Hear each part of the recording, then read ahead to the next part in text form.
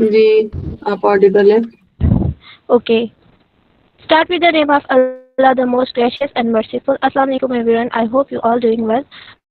Welcome to another amazing session with Women Fortune Tech. Today we are explore the fundamental of sentence structure, and in this session we will help to explore and understanding how to clearly, correct, and meaningful sentence improves writing accuracy and enhance the spoken communication through the simple rules and practical example. So without further ado, I would like to invite my guest, Ma'am Manu Nasir. She focus on advanced grammar and academic writing and communication skill. Assalamu alaikum, ma'am. वालेकुम सलाम। Hello, वालेकुम सलाम। How are you? how are you? I'm fine, alhamdulillah. What about you? I'm good. Great. Are you ready for the session? I'm Yes. good. Are you ready for the session? Yes. Okay, go ahead. Okay.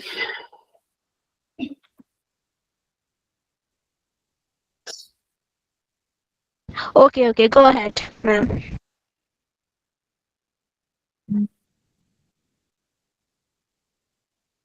Like, wait.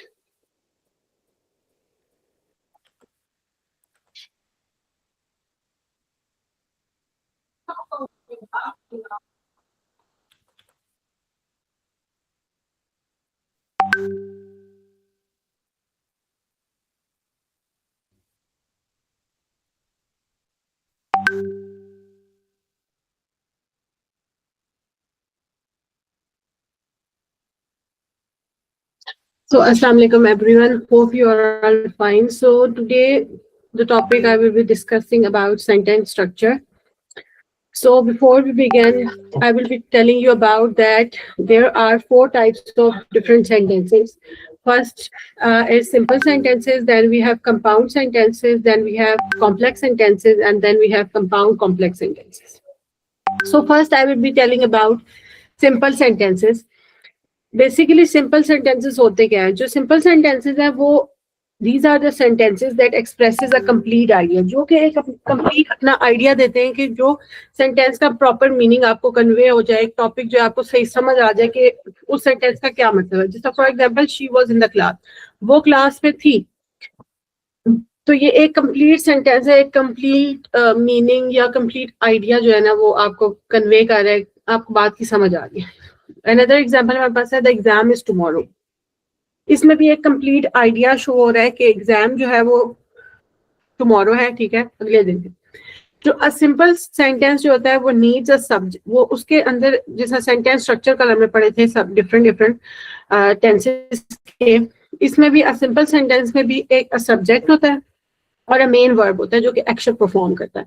So simple sentences are also called independent clauses. जो दूसरे independent clauses वो होते हैं जो दूसरे पे depend नहीं करते, जो अपना एक कंप्लीट मीनिंग शो करते हैं. लिखा है because they are complete and do not need any support. तो वो ऐसे सेंटेंसेस होते हैं जो किसी की भी सपोर्ट के बगैर अकेला अपना कंप्लीट आइडिया एक्सप्रेस करते हैं. So then we have compound sentences. Compound के मतलब से मतलब compound word से ही समझ आता है कि किसी दो चीजों के बारे में बात की जा रही है. तो compound sentences are formed by connecting two or more simple sentences with the words. हम जो two or more sentences हम sentences यूज करते हैं उनको हम ज्वाइन करते हैं, उनको इन वर्ड्स के साथ ज्वाइन करते हैं. फॉर एग्जाम्पल हमारे पास वर्ड्स आते हैं एंड, बट, सो, फॉर, ये हमारे पास कंजंक्शंस होते हैं, इनको हम कंजंक्शंस कहते हैं. तो हमारे पास एग्जांपल है she was in class but she arrive late. ये हमारे पास दो सेंटेंसेस आ गए कि वो क्लास में थी लेकिन वो लेट आई. तो हमने बीच में कंजंक्शन यूज किया और ये दो सेंटेंसेस को हमने एक साथ मिला दिया, तो ये हमारे पास कंपाउंड सेंटेंसेस हो गए. फिर अनदर एग्जांपल हमारे पास आ रहा है कि द एग्जाम इज टुमारो. हमने सो लगाया conjunction, so you need to revise tonight. तो हमारा एग्जाम कल है, तो हमें रिवाइज जो है ना रात को ही करना है ताकि हमारा एग्जाम जो है सही जाए। तो अब इसमें एक रूल है कि there should be a comma before each conjunction. ये एज अ रूल है, लेकिन ये ऐसा सच यूज नहीं होता। बस सब जो है ना इंग्लिश में कंजंक्शन के साथ, कंजंक्शन से पहले कॉमा लगाते नहीं है, लेकिन ऐसे सिंपल एक सेंटेंस को लिख दिया जाता है। देन हमारे पास कॉम्प्लेक्स सेंटेंसेस आते हैं। कॉम्प्लेक्स सेंटेंसेस जो है वो जो है ना form by using an independent clauses with in a dependent clauses. अब कॉम्प्लेक्स सेंटेंसेस में हमारे पास ना दो किस्म के क्लॉजेस आ जाते हैं। एक इंडिपेंडेंट होता है, एक डिपेंडेंट होता है। इंडिपेंडेंट वो होता है जो अपना कंप्लीट आइडिया, कंप्लीट मीनिंग जो है ना दे देता है सबको। लेकिन जो डिपेंडेंट होता है वो अपना कंप्लीट आइडिया, कंप्लीट मीनिंग नहीं देता। वो दूसरे पे डिपेंड करता है कि आधी बात डिपेंडेंट क्लॉज अपनी करेगा, लेकिन वो इंडिपेंडेंट क्लॉज से जो है ना थोड़ा सा मीनिंग लेगा ताकि वो अपना कंप्लीट मीनिंग जो है ना शो करा सके। The independent clause expresses a complete idea, जैसे कि मैं आपको बता चुकी हूँ, but the dependent clause does not. फिर हमारे पास आते हैं, there are many words you can use to form complex sentences. अब जब कॉम्प्लेक्स सेंटेंसेस की हम बात करते हैं, तो अगर कोई कन्फेशन की बात हो रही है तो हम यूज करेंगे ऑल्दो या डिस्पाइट। अगर किसी टाइम की बात हो रही है तो हम यूज करेंगे सिंस या वाइल। जब अगर कोई रीजन की बात हो रही है तो बिकॉज एंड एज यूज होगा। अगर कोई सब्जेक्ट की बात हो रही है तो हमारे पास विच आएगा या हु आएगा। हमारे पास एग्जाम्पल आ रही है कि although she completed her literature review, she still needed to improve it. हमारे पास दो सेंटेंसेस हैं, तो यहाँ पे she completed her literature review, ये हमारे पास इंडिपेंडेंट क्लॉज आ गया कि वो अपना एक मीनिंग कन्वे कर रही है, ठीक है, कि उसने अपना लिटरेचर रिव्यू दे दिया, लेकिन she still needed to improve it. ये डिपेंडेंट क्लॉज है कि वो बता रही है कि she still needed to improve it, उसने क्या इम्प्रूव करना है। यहाँ पे कोई पूरा प्रॉपर मीनिंग कन्वे नहीं हो रहा, इसलिए उसको पुराने सेंटेंस की जरूरत है। तो इसलिए हमने ऑल्दो लगाया है कि although she completed her literature review, she still needed to improve. ये एक प्रॉपर मीनिंग कन्वे कर रहे हैं। हम ऑल्दो पहले भी लगा सकते हैं, हम बाद में भी लगा सकते हैं कि she completed her literature review although she still needed to improve it. फिर हमारे पास एक और एग्जांपल है कि because it was a date exam date tomorrow, it was important to revise. यहाँ पे हमारे पास दो क्लॉजेज हैं। It was exam day tomorrow, ये हमारे पास इंडिपेंडेंट क्लॉज है कि वो एक प्रॉपर मीनिंग दे रहा है।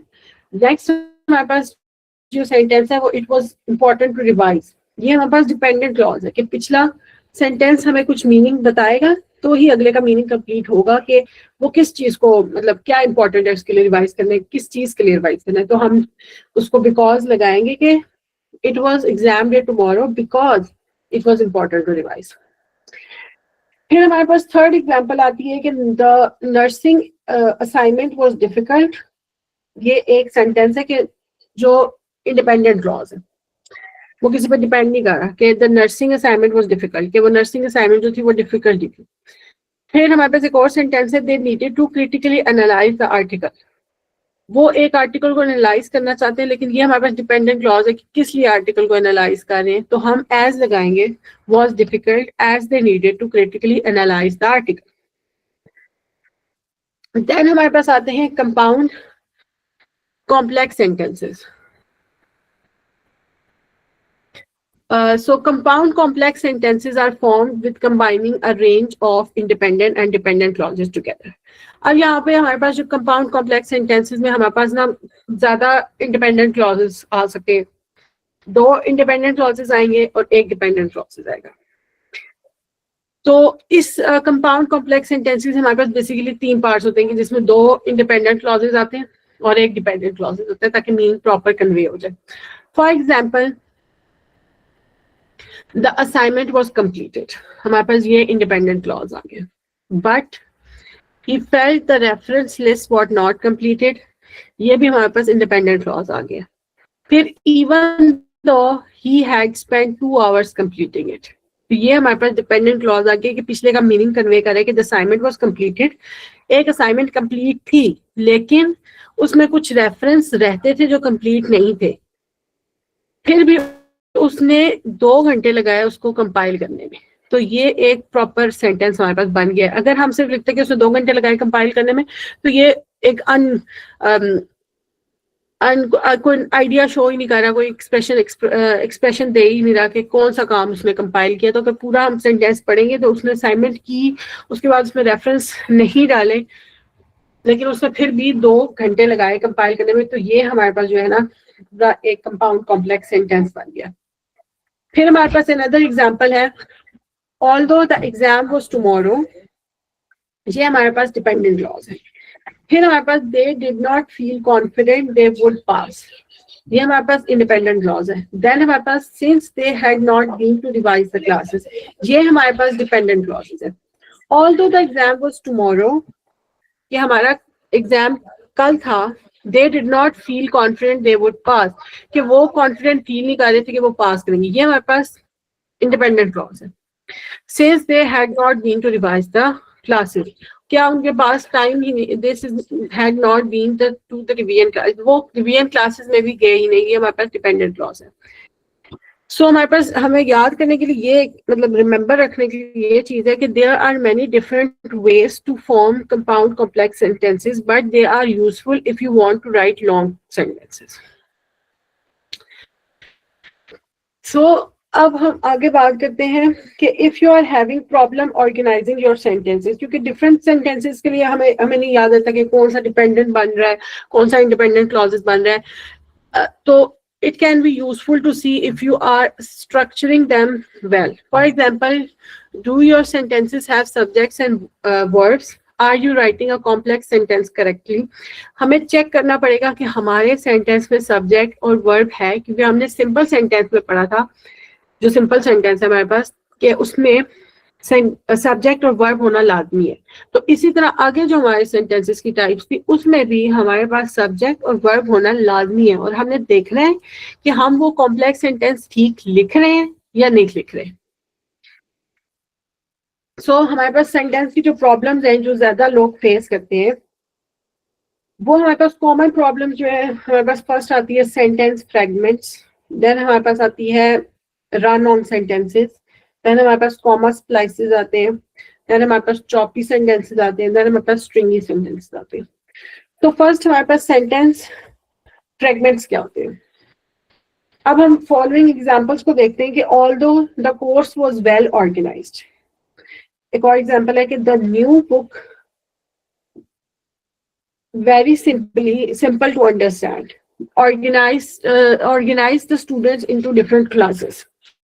अब यहाँ पे हमारे पास प्रॉब्लम क्या है कि हम देख रहे हैं कि कुछ ना कुछ जो है ना मिसिंग है इसमें, कि organise the student into different classes. ये सेंटेंस बिल्कुल ठीक नहीं लग रहा, क्योंकि इसमें कोई बेसिक सब्जेक्ट नहीं सही लगा हुआ, ऑर्डर पे ना वर्ब है इसमें, तो there are all incomplete because they are all missing something. Therefore these sentences are called sentence fragments, कि हम मतलब फ्रेगमेंट्स में सही बिल्कुल लिख नहीं रहे कि पहले सब्जेक्ट आएगा, फिर वर्ब आएगा, फिर ऑब्जेक्ट आएगा, तो हम सेंटेंस को बिल्कुल ठीक ऑर्डर में लिख ही नहीं रहे, तो कि हमारे सेंटेंस में प्रॉब्लम आ रही है।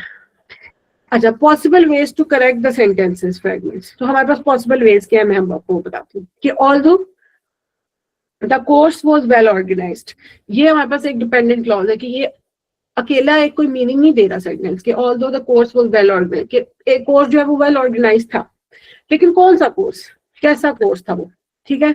So needs an independent clause added to it to make sense. अब यहाँ पे हम कोई एक इंडिपेंडेंट क्लॉज लगाएंगे ताकि हमें समझ आए कि कौन सा कोर्स जो था वो वेल ऑर्गेनाइज था। फिर हमारे पास अगला सेंटेंस है the new book very simple to understand. अब यहाँ पे मतलब ये कोई सेंटेंस जो है ना वो सेंस नहीं बना रहा कि the new book very simple to understand. आप लोगों को खुद भी लग रहा होगा कि इसमें कोई मसला है। तो इसमें क्या मसला है, इसमें मसला ये कि इसमें वर्ब मिसिंग है। द न्यू बुक वॉज लगेगा या इज लगेगा, कि the new book was very simple to understand. फिर हमारे पास ये सेंटेंस जो है वो बिल्कुल ठीक हो जाएगा। फिर हमारे पास नेक्स्ट सेंटेंस है कि organise the student into different classes.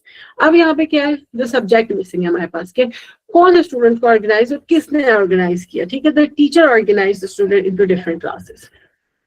So then हमारे पास आते हैं द रन ऑन सेंटेंसेस या comma splices. These two types are very similar and are often found together.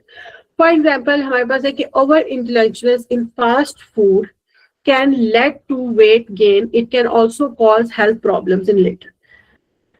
तो हम इसमें सॉरी हम इसमें अब इसकी मिस्टेक देखते हैं कि इसमें मसला क्या है, क्या प्रॉब्लम हमें शो करिए है कि if you think both sentences are correct, then maybe you have problems with run-on sentences and comma slices. कि over indulgence in fast food can lead to weight gain. It can also cause health problems in later life. ये जो है is a run-on sentence है because इसमें कोई punctuation नहीं है to separate the sentences in parts. अब ये एक ही flow में ऐसा लग रहा है कि हमने एक कोई quotation quote की हुई है, तो हमें कोई समझ नहीं आ रहा कि कौन सा इंडिपेंडेंट क्लॉज है, कौन सा डिपेंडेंट क्लॉज है, तो हम किसी बीच में कॉमा लगाएंगे ताकि हमें पता चले कि एक का मतलब आ रहा है, मतलब एक सेंटेंस का और मतलब है, दूसरे सेंटेंस का दूसरा मतलब है. जिस तरह हम करेंगे कि over intelligence in fast food can lead to weight gain, comma it can also cause health problem, कि वो फास्ट फूड जो है वेट गेन भी करेगा और ऑल्सो हेल्थ प्रॉब्लम भी करेगा इन लेटर लाइफ. इज अब ये कॉमा स्प्लाइस हमने यूज किया because it is using a comma to separate sentences. Then हमारे पास आता है कि run on sentences and comma splices. अब यहाँ पे can both be corrected in the same way. अब यहाँ पे हम यूजिंग अ सेमीकोलन, ठीक है, हम सेमीकोलन भी यूज कर सकते हैं, हम फुल स्टॉप भी यूज कर सकते हैं, या हम कोई कंजंक्शन भी यूज कर सकते हैं. सो अब यहाँ के कैन मतलब fast food, for example fast food can lead to gain weight, हम सेमीकोलन भी यूज करते हैं. It can also be dangerous for later, ठीक है. हम उसकी जगह फुल स्टॉप भी यूज कर सकते हैं कि हम यूज करेंगे fast food can lead to weight gain, full stop, फिर अगला सेंटेंस आगे हम लिखेंगे. हम या कोई कंजंक्शन भी यूज कर सकते हैं ताकि दोनों सेंटेंसेस मिल जाएंगे. It can lead to weight gain and it can also unhealthy for later life, ठीक है. हम यहाँ पे नोट अब हम देखते हैं कि these mistakes are very common but can be corrected very easily. If you make this mistake, try and recognize them so you can improve sentence. अब ये सेंटेंसेस की मिस्टेक जो ना बहुत लोग वैसे कॉमन करते हैं, क्योंकि मतलब हम अगर लिख रहे हैं, फॉर एग्जाम्पल हम पेपर में ही लिख रहे हैं, ठीक है, हम क्वेश्चन आंसर लिख रहे हैं, तो हम कॉमा फुल स्टॉप या कंजंक्शन तो चलो हम लगा लेते हैं, लेकिन हम कॉमा फुल स्टॉप हम और सेमीकोलन ये हम बिल्कुल भी नहीं लगाते. हम बस एक ही फ्लो में लिखे जाते हैं कि हमारा पेपर किस तरह खत्म हो जाए. तो ये हमारी एक मेजर मिस्टेक है जो हमें नहीं करनी चाहिए.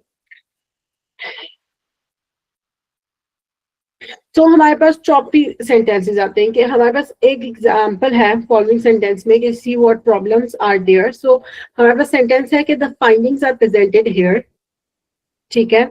दे appear to show that the results are in conclusion, this was expected. तो एक सेंटेंस है ये, मतलब तीन सेंटेंस है हमारे पास कि the findings are presented here. जो फाइंडिंग्स थी वो इधर प्रेजेंट की गई. They appear to show that the result are inconclusive, कि वो शो करा रही है कि रिजल्ट जो है वो सही कंक्लूजन पे नहीं पहुंचा. दिस वाज एक्सपेक्टेड, लेकिन उन्हें पता था कि ये होगा. तो वो सेंटेंस की कोई बिल्कुल भी सेंस नहीं बन रही. तो जो चॉपी सेंटेंसेस आए, choppy sentences are those where the ideas are divided into short sentences. choppy sentences वो ही होते हैं जिनमें ना आइडियाज जो है ना वो छोटे छोटे, जैसा कहते हैं छोटे छोटे फ्रेगमेंट्स में डिवाइड होता है. एक पार्ट जो है ना वो अपना मीनिंग देगा, दूसरा पार्ट अपना मीनिंग देगा, थर्ड सेंटेंस जो है अपना मीनिंग देगा, लेकिन हमें उसको कंबाइन कॉमास या कंजंक्शन लगा के ऐसे करना है ताकि वो एक अच्छा जो है ना अपना आइडिया एक्सप्रेस कर सके. कि the three sentences would be more effective if the ideas were combined by removing some words and adding others. अब यहाँ पे हम क्या करेंगे कि वो एक सेंटेंस मैंने जो आपको पीछे बताया, अब इस सेंटेंस में जो पीछे बताया ये वाला सेंटेंस, इसमें हम कुछ वर्ड्स को जो है ना रिमूव कर देंगे और कुछ वर्ड्स को ऐड कर देंगे ताकि वो एक कंप्लीट मीनिंग दे. तो हमने इसको ऐड कैसे किया है? The findings presented here appear to show the results are inconclusive but this was unexpected. हमने बट ऐड कर दिया और कुछ वर्ड्स को जो हमने एक्सक्लूड कर दिया कि ताकि सेंटेंस का प्रॉपर मीनिंग बन सके. The findings presented here appear to show the results, ये जो फाइंडिंग्स थी इसमें वो एक रिजल्ट को अपीयर करनी थी लेकिन वो इनकंक्लूसिव निकला, but this was expected. Then हमारे पास आते हैं स्ट्रिंगी सेंटेंसेस, स्ट्रिंगी सेंटेंसेस क्या होते हैं? हमारे पास एक और एग्जांपल है, हम पहले एग्जांपल को देखते हैं, पढ़ते हैं। एग्जांपल में क्या है कि एग्जांपल हमारे पास है कि many students attend classes all morning. ठीक है, एक काफी सारे स्टूडेंट जो है अटेंड क्लासेस करते हैं फ्रॉम द मॉर्निंग, ठीक है, and then they work all afternoon, और वो शाम को काम करते हैं। And they also have to study at night, लेकिन उन्हें रात को भी साथ पढ़ना होता है, अपनी कंप्लीट करनी होती है study. So they are usually exhausted by the weekend, like वो थक जाते हैं बाय द वीकेंड पे। ठीक है, एक ही हमारे पास सेंटेंस है स्ट्रिंग, मतलब फॉर एग्जाम्पल ये हमारे पास सेंटेंस। अब हमारे पास स्ट्रिंगी सेंटेंसेस क्या होते हैं कि because the sentence has too many clauses. अब इसमें बहुत सारे क्लॉजेस हमने यूज किए हैं। It is over long and so because a list of the parts string together.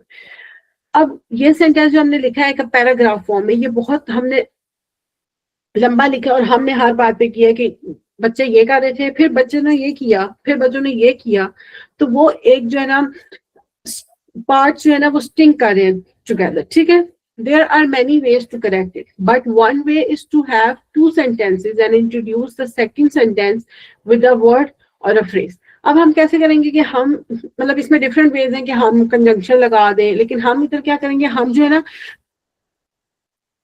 इसमें करेंगे कि टू सेंटेंसेस को एक साथ इंट्रोड्यूस कराएंगे।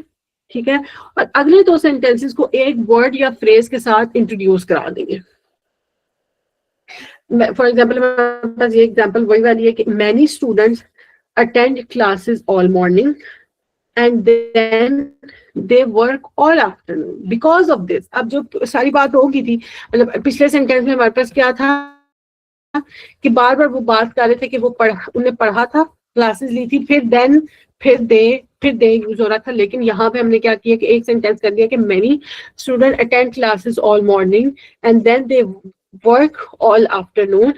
फिर हमने एक और ये फ्रेज यूज कर दी, because of this they also have to study at night and they are usually exhausted by the weekend. अब वो इसी वजह से एग्जॉस्ट भी बाय द वीकेंड भी हो गया। तो ये एक हमारे पास प्रॉपर सेंटेंस बन गया। ठीक है, stringy sentences are also the opposite of choppy sentences. So this is all from my side. Any questions? Do you have any question regarding today's session? You may feel to ask and use the chat box.